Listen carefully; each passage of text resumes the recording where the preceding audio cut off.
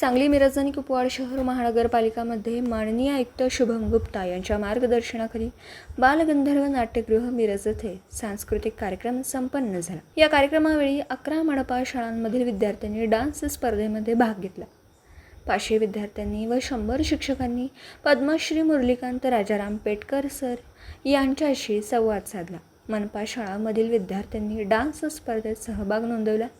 यामध्ये 1 मनपा शाळा क्रमांक 29 सांगली वैयक्तिक डान्स, 2 मनपा शाळा क्रमांक 8 मिरज ग्रुप डान्स, 3 मनपा शाळा क्रमांक 21 मिरज ग्रुप डान्स।